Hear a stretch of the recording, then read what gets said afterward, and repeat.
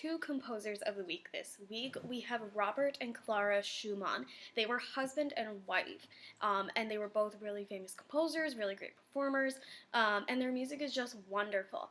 Unlike Fanny and Felix Mendelssohn, first off, they're not brother and sister, and Clara performed and wrote just as much music as Robert, and was really his equal. So they have a really different dynamic. Robert was born in 1810 in part of what is now Germany, and Clara was born also in Germany, but in 1819. So that makes Robert about 9 years older than Clara.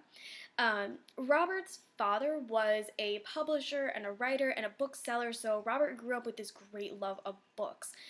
He was known for writing and reading so much as a young kid, but he did show a lot of interest in music and did even compose a few short pieces as a child.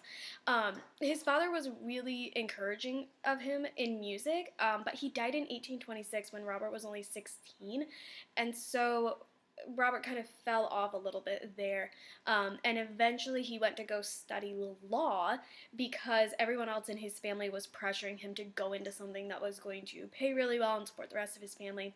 But while he was there, he was still studied music and still wrote some stuff. And eventually did leave law altogether. Clara, on the other hand, had very, very musical parents.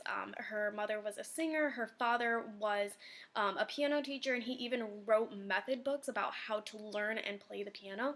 But he was very, very controlling. He controlled just everything in the family's life, especially Clara, who from a young age was very, very talented. It was very obvious that she was going to be successful.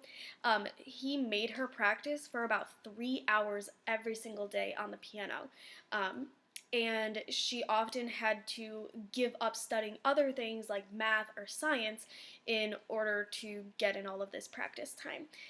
When she was only 9 years old, her father started having her perform and even tour all over Germany.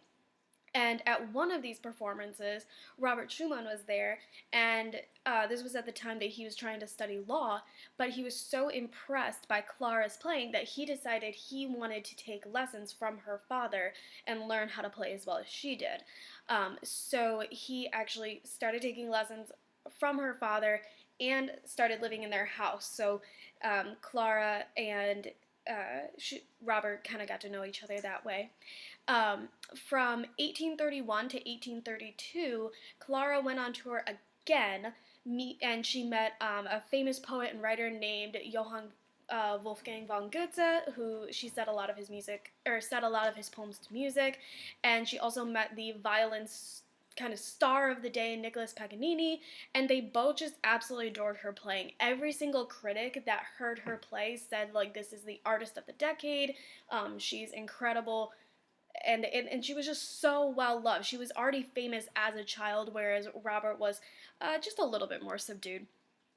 Robert ended up proposing to Clara when she was 18 years old, so she kind of turned 18 and he right away proposed.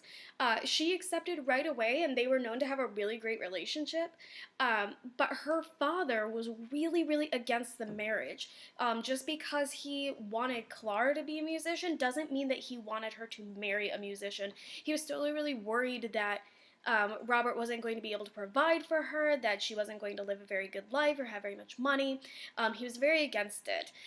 So Robert and Clara ended up having to go to court and basically go through a whole court case, and the judge did give them permission to be married, and they ended up getting married on September 12th, 1840, which is exactly one day before Clara turned 21.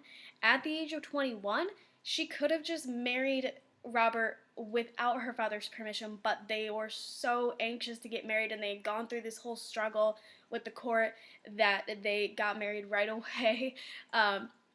Even though if they had waited one more day, none of it would have really mattered. So I think it's just really interesting kind of how they came together, and I think that interesting story, you really get to see it play out in the rest of their in the rest of their music. From that point on, they started writing music together. They even had a student named Johann Brahms, who we will talk about very soon coming up. But they're a really wonderful couple, and they wrote music not only separately but together as well. So we're going to take a really great look. They work together well, and I'm really excited to talk about them this week.